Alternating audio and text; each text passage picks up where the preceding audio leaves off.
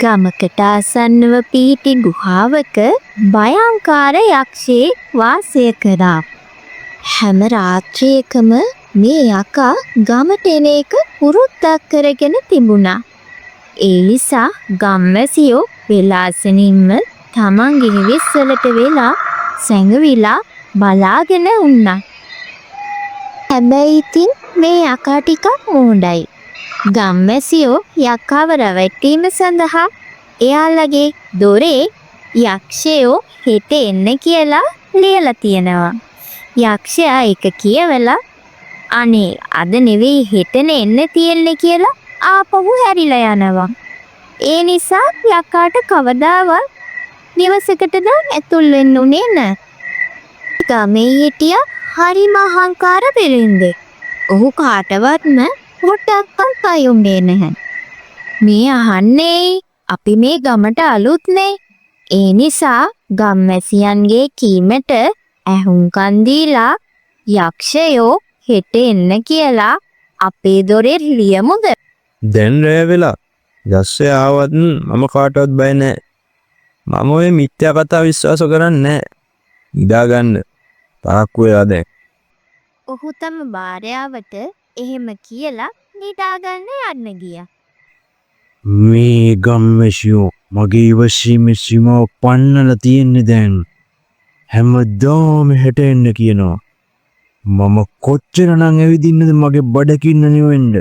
යක්ෂයා මෙහෙම ටික වේලාවක් ඇවිදීනින් පස්සේ වෙලෙන්දගේ හිවසනගට පගාවිනවා.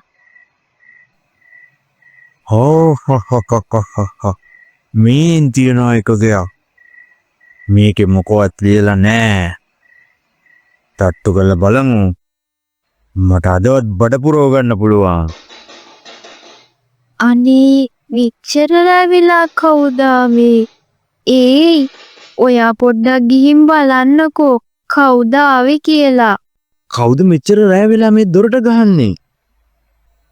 මට මේ දනිස් කැක්කුමකුත් තියෙනවනේ. ඔයා ගිහින් බලලා එන්නකෝ. හොඳටම බියටපත් වුණ පිළින්දාගේ බිරිඳ ජනෙල්ලෙන් ගිහිල්ලා ඉපිලා බැලුවා. යකා තමන්ගේ නිවස ඉදිරිපිට ඉන්නම දුටු ඇය බියටපත් වී ඉක්මනින් කාමරයට දුවගෙන අනේ ඒ අපි බෙල්ල මුරටම හිර වුණා. ඒ යක්ෂය අපේ දොර ළඟටම ඇවිල්ලා. අපි දැන් මොකද කරන්නේ? මං වාඩි කිව්වා අපිත් අනිත් ගම්මැසියන් වගේ දොරේ ගහමු කියලා. කෝ ඔයා ඇහුවය? ඔයා කිව්වේ මොකද්ද? මම කාටවත්ම බය නැහැ කියලානේ. දැන් හරිනේ. අපි දැන් මොකද කරන්නේ? මූණ ගැහණු කෙනෙක් වගේ කෑ ගහන්න එපා. අයින් කෑ ගැහුවොත් එහෙම යස්සේ අපිව අමුෙන් කයි. දොර අරපන්. මම දන්නවා උඹලා ඇතුලේ ඉන්නවා කියලා. රට හැමදාම මාව මෝඩෙක් කරන්න බෑ. මට මගේ බඩ පුරව ගන්න දොර අරපන්. නැත්තම් මම දොර කඩනවා. යක්ෂයෝ ගෙදර කවුරුත් නෑ. ඔයා දැන් යන්න. මෝඩ කතා කියන්න එපා. කවුරුත් නැත්තම් කතා කරන්නේ කොහොමද කියලා තේරෙන්නේ නැද්ද යකෙක්ට? ඒ මොහොතේම යක්ෂයා දොර කඩා දැමුවා. දැන් කාටවත් උඹලව මගෙන් බේරගන්න බෑ. ඔන්න යකා එනවා. පිටිපස්සේ දොරෙන් ඔප් පැනලා අපි දුවමු. දුවමු. අනේ අපිව කවුරු හරි බේරගන්න. විගහට දුවමු මහත්තයා. නැත්තම් මේ යකා අපිව මරාගෙන කයි මෙතනම. ගෙදර පොඩි බලු පැටියෙක් හිටියා. සද්දයක් ඇහුණ නිසා බලු පැටිය එළියට ඇවිල්ලා බැලුවා. යක්ෂයා දුටු බලු පැටියා දුරන්න පටන් ගත්තා. ඒ වෙලාවේ වෙලෙන්දා සහ ඔහුගේ බිරිඳ පිටුපස දොරේ එළියට ආවා. යන්තම් බේරුණා අපි. මහත්තයා කෝ අපේ චූටි. මට ඇහුණා එයා යක්ෂයාට බුරනවා. යක්ෂයා යාට කරදරයක් කරත් දන්නේ. අනේ මහත්තයා අපි ආපහු ගේ ඇතුළට ගිහින් යාව බේරගමු. ඔයාට පිස්සුද? බලු පැටියෙක්කින්ද හපුවට යකාගේ කටට වැටෙන්න යන්න? මට නම් බෑ හපව යන්න. අස්සයට ඕන්නම් යන්න. මම යනවා ගේ ඇතුළට මගේ චූටිව බේරගෙන එන්න. මෝඩ වැඩ කරන්න නැතුව හපව එන්න. ඔයාට පිස්සු ඇතිලද? පිළින්දාගේ වචනය නොසලකා නැවත නිවසට ඇතුල් වුණා. ඇය යන විට බලුපැටියා යක්ෂයාට බුරමිනුයි සිටියේ. චූටි එපා ආපහු එන්න. අපි දෙන්නම ඉක්මනට මෙතනින් යන්න ඕන. නැත්තම් මේ යක්ෂයා අපි දෙන්නමව කාලා දායි. අනේ දෙවියනේ දැන් මම මොකද කරන්නේ? ඒ එකම චූටි යක්ෂයාට බුරාගෙන ඉදිරියට ආවා. එපා චූටි එපා. ඔක කරන්න එපා. ආපහු එන්න. බලුපැටියා බේර ගන්න ඕන නිසා විනින්දාගේ බිරිඳ යක්ෂයා දෙසට ගියා. අනේ ඒකම යක්ෂයා ඇයව අල්ලගත්තා.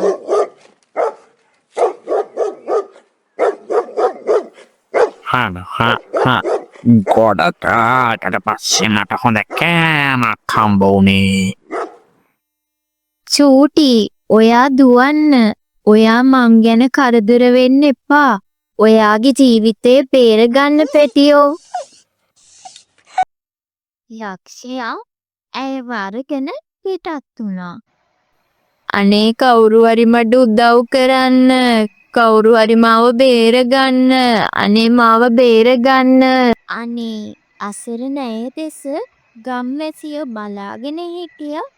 උදව් කරන්න නම් කවුරුත් කිවල් වලින් එළියට ආවේ නැහැ. බලුපැටියා මුළු රාත්‍රිය පුරාම යක්ෂයා පිටපස්සේ ගියා. ටික වෙලාවකට පස්සේ යක්ෂයා ගුහාවට ඇතුල් වුණා. කෑ ගහන්න එපා. හොඳ ගිනි මෙලයක් ගහලා මම අද බාබකියෝ කළා තමයි මගේ කෑම වේලගන්නේ. අනේ ඇයි චූටි ඔයා මෙහිට ආවේ? ඔයා මෙතනින් යන්න. නැත්තම් මේ යක්ෂයා ඔයාවත් කයි අල්ලගෙන. චූටි ඔයා මෙතනින් යන්න. ඔයාට කොහොමටවත් මට උදව් කරන්න බෑ. දැන් මේ යක්ෂයා ළඟම එනවා ඇති. ඔයාට පුළුවන් නම් ගමට ගිහින් ගමේ අයගේ උදව් අරගෙන ඉක්මනට එන්න චූටි. ඉක්මන් කරන්න. ඉක්මනට දුවලා යන්න චූටි. අනේ මේ ගෙදර කවුරුත් නැද්ද? මට උදව් කරන්න. යක්ෂයා ඇවිල්ලා මගේ බිරිඳව අරන් ගියා. අපිට නම් ආරංචි උනේ යක්ෂයා ඇවිල්ලා ඔහේගේ බිරිඳව අරන් යනකම් ඔහෙ බලන් හිටියයි කියලා. මොකුත්ම නොකර මගේ අතින් වැරැද්දක් වුණා තමයි. ඒත් මට උදව් කරන්න. මට උදව් ඉල්ලන්න වෙන කවුරුත් නැහැ. ඒත් වනාන්තරේ බොහොම ලොකුයි. යක්ෂයා ගියේ කොහෙද කියලා දන්නේ නැතුව කොහොමද ගිහිල්ලා ඔය වනාන්තරේ අපි හොයන්නේ? එහෙනම් මොකද කරන්නේ? මම තනියමවත් යනවා.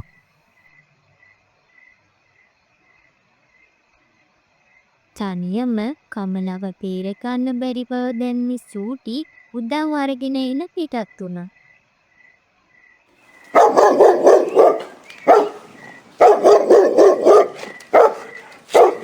චූටි වා කොහෙද ගියේ?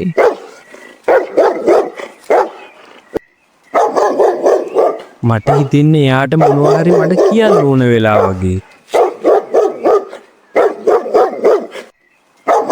මොකද්ද චූටි ඔයා මේ කියන්න හදන්නේ? එක්ක යන්න ඉන්න කියලාද මේ කියන්නේ? මට පේන්නේ යක්ෂයා කමලව ගෙනිච්ච දිහාවට යන්න පාර චූටි දන්නවා වගේ. ඒත් අපි දෙන්න විතරක් ගිහින් කොහොමද තනියම යක්ෂයාට මුණ දෙන්නේ? හැබැයි දැන් චූටිත් ඉන්න එකේ අපි ගිහිල්ලා ගමේ අයගෙන් උදව් ඉල්ල. එයාලා හැමෝමත් එක්කගෙන ගියොත් එහෙම අපිට පුළුවන් වෙයි යක්ෂයාත් එක්ක සටන් කරන්න. වෙනින්නම් චූටි ගමේ අයකින් තවු ඉල්ලාන ඊටත් වුණා. මේ අහන්නකෝ කමලත් එක්කම අල්ලන් ගිය අපේ බලු පැටියා චූටි කොහොම හරි යක්ෂයාගෙන් බේරිලා ආවා. ඒ කියන්නේ එයා දන්නවා හපෝ අපි වෙතන්ට එක්ක යන්න. අනේ අපිට උදව් කරන්න. අපි හැමෝම එකමුතු වුණොත් අපිට මේ යක්ෂයව පරාද කරන්න පුළුවන්. අපිට ඔයාව විශ්වාස කරන්න බෑ. ඒත් අපි චූටිව විශ්වාස කරනවා. ඔව් ඔව්. අපි චූටිව විශ්වාස කරලා ඔයාට උදව් කරන්න එන්න. අනේ දැනටමත් කමලට මොටා වෙලාද දන්නේ නැහැ. අපි ඉක්මන් කළොත් හොඳ නෑ. මම කියන්නේ අපි ගමේ අය හැමෝම පන්දමුත් අරගෙන ගියා නම් මේ අක්ෂයව බය කරලා එලව ගන්න පුළුවන් වෙයි. ෂා ෂා දැම් බං හිටියා ඇති ගිනිමැලෙත් සූදානම් එම්මගේ කෑම එක හදාගෙන මගේ පඩගින්න නිමා ගන්න ඕනේ එන්න එන්න මෙහෙන් එන්න. අන්න අර පේන්නේ ඒක තමයි ගුහාව.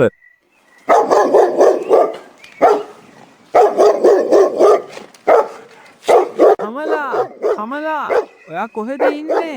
ඔයාට මාව ඇහෙනවද?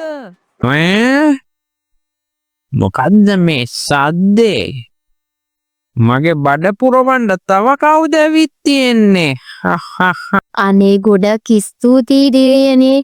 ඔබ මට ඇහුම්කන් දුන්නට මාව බේරගන්න ඇවිල්ලා වගේ.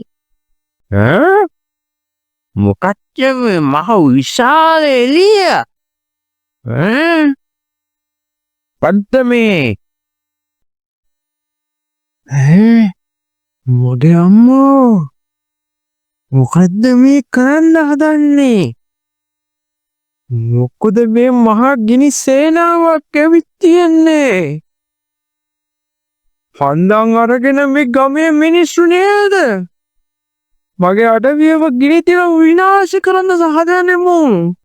දැන් නම් බේරෙන්න විදියක් නෑ වගේ. මෙතනින් පැනලා දුවන්න තමයි තියෙන්නේ බේරෙන්න එකම විදිය. ආයෙ නම් මේ පැත්ත පොළ ඇති මම පස්පාගෙන ඉන්න. යක්ෂයා ගම්මීලට පොළයි පැනලා දිව්වා. ඔයා මගේ ජීවිතේ බේරගත්ත චූටි. ගොඩක් ස්තුතියි පැටියෝ.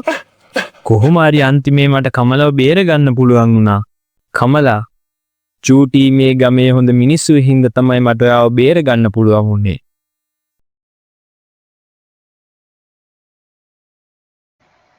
එක්තරා ගමක මහා අද්භූත සිනවීමක් සිදු වුණා.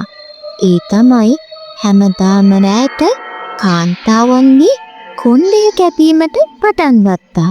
රාත්‍රී උදා වෙනවත් සමගම මායාකාරිය පිහියක් අරගෙන ඇවිල්ලා නිදා සිටින ඕනෙම කාන්තාවකගේ කොණ්ඩය කපා රැගිට යනවා. හැබැයි මායාකාරිය මෙහිම කරන්නේ ඇයි කියලා ගමේ කිසි කෙනෙක්ට හිතාගන්න බැරි වුණා. එක දවසක් දෙයියනේ කියලා ඔයාගේ කොණ්ඩේ හංගගෙනවත් ඉන්න බැයි. මේ කොණ්ඩේ කපන සිද්ධිය ගමේ එන්න වැඩි වෙනවා. මටත් බයයි ඔයාගේ කොණ්ඩේ ගැන. ඔයාට දිග කොණ්ඩයක් තියෙන කියලා දැනගත්තොත් මායාකාරී ඇවිල්ලා ඔය කොණ්ඩේ කපාගෙන යයි අනිවාර්යෙන්ම. අනේ අපේ මහත්තයා නිකන් බය නොවී ඉන්නකෝ. මගේ කොණ්ඩේ ඔය කිසිම මායාකාරියෙක්ට අල්ලන්නවත් බෑ. කොහෙද ඉතින්? පණ්ඩිතකමනේ. මම කියන්නේ ඔය කොණ්ඩේ ආරක්ෂා කරගන්න. මොනවා හරි උනාට පස්සේ නම් ඔන්න අදාගෙන නම් එන්න එපා නෝනේ. අනේ හරි මහත්තයා බය නොවී ඉන්නකෝ. මම මගේ කොණ්ඩේ පරික්ෂා කරගන්නවා. රාත්‍රිය උදා වෙද්දී නැවතත් සැරයක් කොණ්ඩේ කපන මායාකාරිය ගමට ආවා. මායාකාරිය ඇගේ ඊළඟ ගොදුර සොයමිනුයි සිටියේ. ඇය නිවසක් අසල ජනෙලේ කාන්තාවක් නිදා සිටිනු දැක්කා. මේ තියෙන්නේ තිග කොණ්ඩය. මේ කොණ්ඩය කපාගත්තා නම් හරි. මායාකාරිය ගෙට ඇතුළේ ඇගේ කුළුණය කැකුවා. කොණ්ඩේ කපනවත් සමගම ඇය අවදි වුණා. අනේ දෙවියනේ මේ අර මායාකාරි නේද? කෝ මගේ කොණ්ඩේ? මට කොණ්ඩේ නැතුව ජීවත් වෙලා වැඩක් නෑ දෙවියනේ.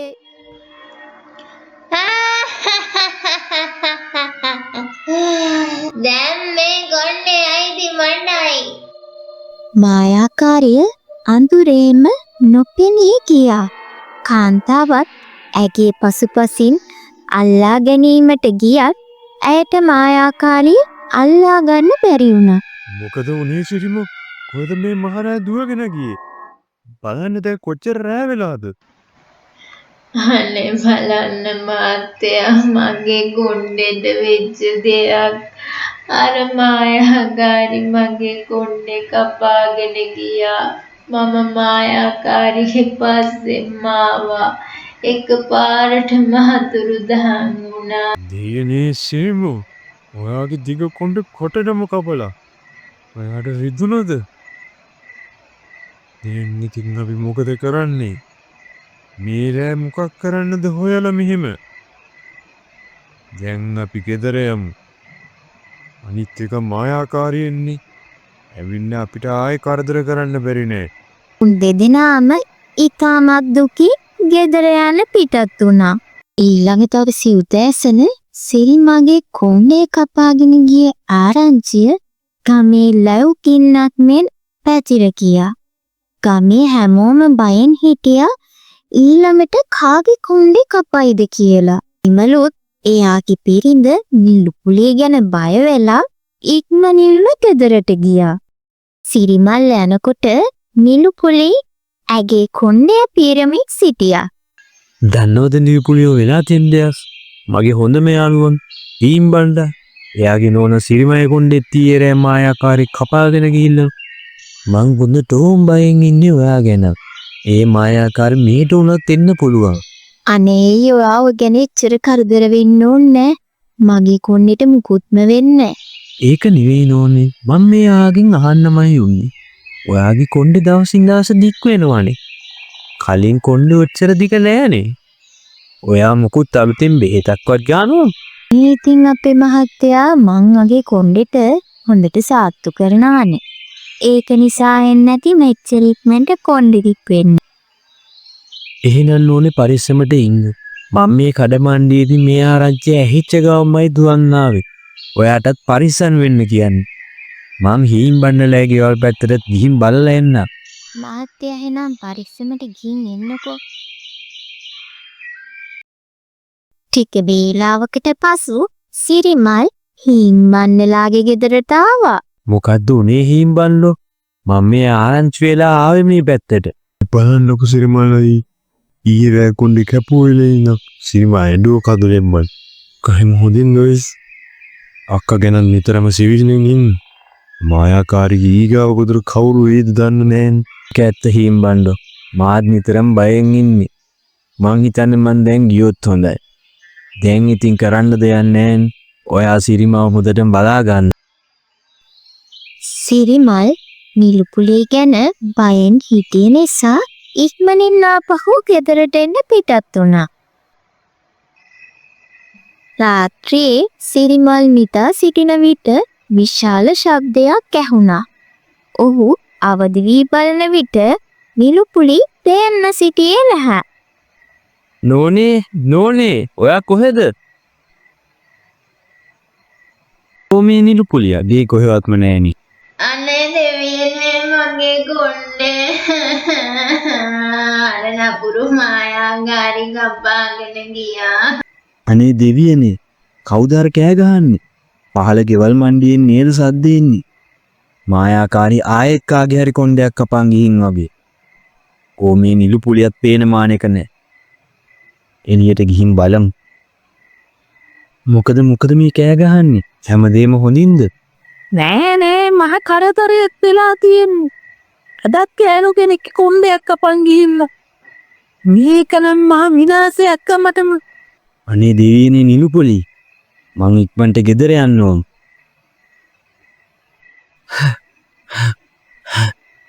නෝනේ ඇති අන්තම් මම පුදුම බයකින් උන්නේ. දන්නවද? අන්න පහල ගෙවල් මණ්ඩිය ගෑනු කෙනෙක්ගේ කොණ්ඩයක් අද කපන් ගිහිල්ලා. මහරෑ පේන නැතිකොට මං හොඳටම බය වුණා. නිලු පුලියෝ බලන්නකො ඔයාගේ කොණ්ඩේ තවත් දික් වෙලා වගේ. කොහොමද මෙහෙම වෙන්නේ? සිරිමල් කියන දේවල් පොඩ්ඩක්වත් කනකට ගන්නේ නැතුව නිලුපුලි දිගටම කොණ්ඩේ පීරුවා. සිරිමල් හිටියේ ගොඩක් බයේ. නිලුපුලිගේ කොණ්ඩේ මෙච්චර ඉක්මනට දික් වෙන්නේ කොහොමද කියලා. ඔහුට හිතා ගන්න බැරි වුණා ඔහු ඊළඟට මොකන්ද කරන්න කියලා. ඊළඟ දවසේ මුළු ගම පුරාම නිලුපුලිගේ කොණ්ඩය ගැන ආරංචිය පැතිරුණා. හැමෝම ඇගේ කොණ්ඩය ගැන කතා කරා. නෝතු වෙදක් ගමී ගෑනු අයගේ කොන්දේ කපන්න අපේ සීමල් අයියගේ නිව්පුලියගේ කොන්දේ දික් වෙන මේ කොන්දේ කපන මායාකාරී නිව්පුලිය හොද්ද දන්නේ නැහැ. ඒක හැබැයි මාත් එක්ක දැන් නිලුපුලියට සෑහෙන්න දිග කොන්දයක් තියෙන්නේ. අනේ කියන්නේ නිලුපුලි අක්කද අපේ කොණ්ඩේ කපලා තියන්නේ. මට නම් හිතා ගන්න බෑ සුනීතනන්ගේ නිලුපුලියක් අපිට එහෙම දෙයක් කරයිද? සිරිමල් ගම්නසියාගේ කතාව අහගෙන හිටියා. උන්ට තේරුනේ නෑ ඔහු කුමක්ද කරන්න ඕන කියලා. ඔහු උදව් ඉල්ලගෙන ඔහුගේ හොඳ විමිතුරා හීන් බට්ටගේ ගෙදර ගියා. හීම් බණ්ඩු මං පුදුම ප්‍රශ්නෙක ඉන්නේ. ගමේ තැන් තැන්වල ඕපාදූපයක් පැතිරෙනවා. හක් ගමේ උන්ගේ වැඩේ ඕපදූප කතාවමනි. මොකද්ද මේ පාර කතාව? උන් කියන්නේ ගමේ ගෑනු අයගේ කොණ්ඩේ කපන මායාකාරී අපේ නිලුපුලි කියලා. සිරිමල් අයියා අපේ නිලුපුලි අක්කා. ඒ ගමේ උන් ඉව කියන්නේ. උන් කියන කතාවෙත් ඇත්තක් නැත්තේත් නෑ. දැන් ටික දවසක ඉඳන් අපේ නිලුපුලියගේ කොණ්ඩේ දික් වෙනවා එන්නේ. මට නම් තේරෙන්නේ නෑ මොකද්ද කියලා. ගමේ උන් කියන්නේ ගෑනු කෙනෙක්ගේ කොණ්ඩේ කපන සැරයක් ගානේ අපේ නිලුපුලියගේ කොණ්ඩේ දික් වෙනවා කියලා. ඊයේ පහල ගෙවල් මණ්ඩිය කලබලේ වෙලාවේ බලද්දි නිලුපුලියා ගෙදර හිටියේ නෑ පේන්න. සීමල්ලයි මේක නම් අපිට හරියම සැකයර දෙන ගන්නේනෝ. අනිත් එක දැන් දවස ගානේ කොහේ හරි ගමේ ගෙදරක කොණ්ඩයක් කපනවා. මේක බලන් ඉන්න හොඳ දෙයක් නෙමෙයි. මං කියන්නේද වැඩ. අද රෑ අපි අවදියෙන් ඉඳලා මේ ප්‍රශ්නේ විසඳගන්න. මාත් එන්නම් අද සිරිමල් අයියට ඇදියා. ඒක නම් හොඳ අදහස. හීම් බණ්ඩෝ. එහෙනම් ඔයත් යමු මාත් එක්ක අපේ ගෙදර. වේලාවකට පසු සිරිමල් හීන් බණ්ඩත් එක්ක එයාගේ ගෙදරට ආවා. හීන් බල්ලා අල්මරිය පිටිපස්සේ හැංගුණා. නිලුපුලි ටික වේලාවකට පසු නිවසින් පිටව ගියා.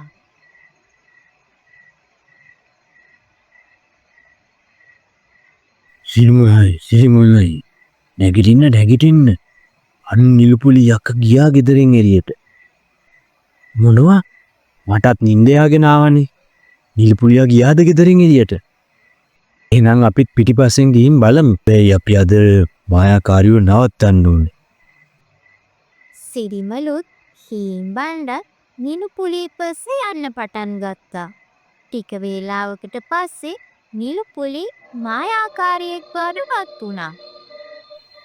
ඔයාගේ සැකේ හරි සිරිමල්ලයි. නිලුපුලි අක්කා තමයි මායාකාරී. ඒ තීම් බණ්ඩමලයා මට තේරෙන්නේ නැත්තේ නිලුපුලියා ඇයි ගෑනු අයගේ කොණ්ඩ කපන්නේ? සිරිමල්ලයි මාත් ඒ අන්තමන්ද ගුරුගම් ගැන ටිකක් දන්නවනෝයි.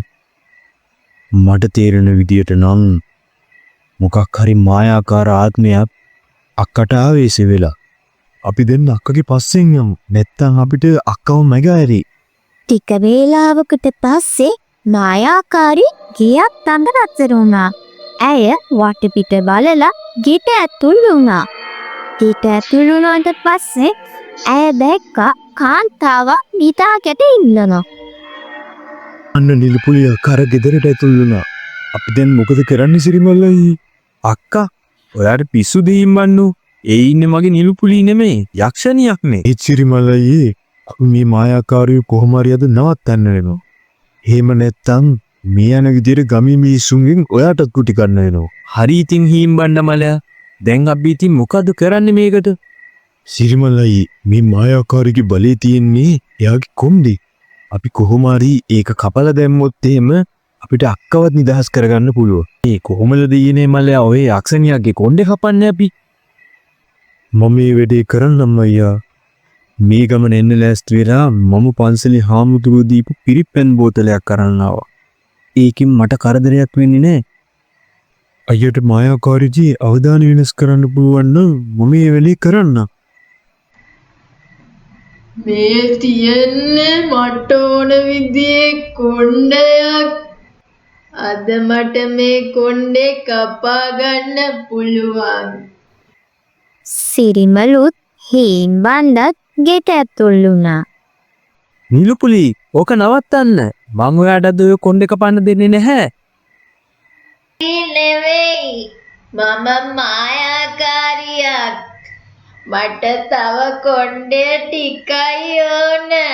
එතකොට මම බලවත්ම කෙනා වෙනවා. ඊට පස්සේ මං උඹලා හැමෝම පාලනය කරනවා. නිලුපුලි මං කියන දේ අහන්න. ඕක කරන්න එපා. අයියා මායාකාරයෝ තව ටිකක් කතාවට ඇල්ලගන්න. මම කොහොම හරි වටින් ගිහින් කොණ්ඩේ කපන්නවා.